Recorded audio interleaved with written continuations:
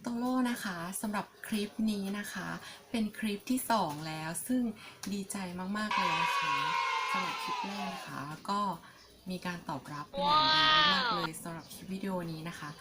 โลเองก็จะมาทำคลิปนะคะผมลอนเมอร์เมดนั่นเองซึ่งทำได้ง่ายๆมากนะคะวันนี้นะคะโลจะมาทำให้เพื่อนๆดูนะคะอ่ะไม่ได้มาสอนเดี๋ยวจะบอกว่าทำไมทำไม่ดีอย่างงู้นทำไมทำไม่ดีอย่างนี้นะคะก็สำหรับโลอะเป็นคนที่ติดตามแบบดาราพี่อ้ำพี่แก้มคือดาราหลายท่านก็จะทำกันใช่ไหมแล้วทีเนี้ยโลก็แบบติดตามซึ่งมันสวยมากๆแล้วคือแบบโลได้ลองทำแล้วคือมันทำง่ายมากๆนะคะสำหรับช่างทำผมพี่ดุลนั่นเองนะคะซึ่งโลได้ติดตามพี่เขาอ่ะคือชอบมากๆแล้ววันนี้นะคะโลก็จะมาทำให้เพื่อนๆดูนะคะก็ใครที่ชื่นชอบคลิปวิดีโอของโลนะคะก็ฝากกดไลค์กดแชร์กด Subscribe เป็นกำลังใจให้โลด้วยนะคะเรามาเริ่มทำกันเลยค่ะลำดับแรกนะคะก็แบ่งผมออกเป็นครึ่งเลยนะคะ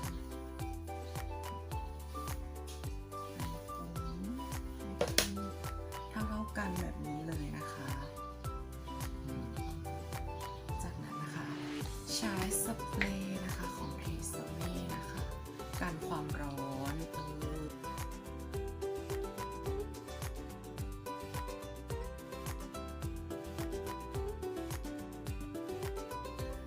นำผมนะคะ1 ช่อทีละช่อนะคะโลจะทำแบบนี้เลยนี่นะคะใช้หลอนอัตโนมัตินะคะ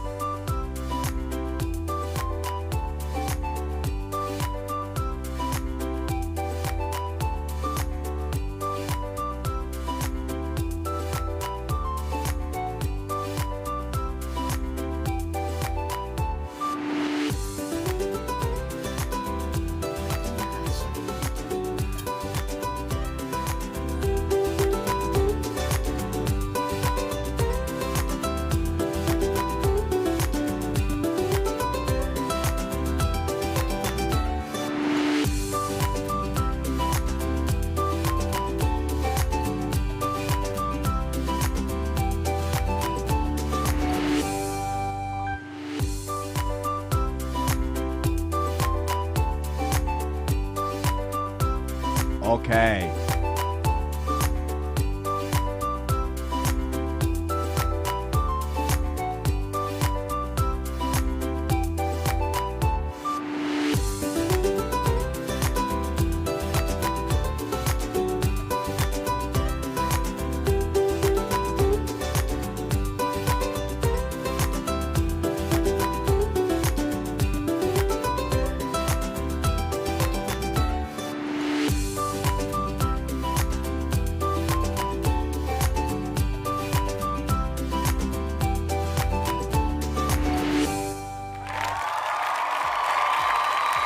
เป็นยังไงกันบ้างคะสำหรับคลิปวิดีโอนี้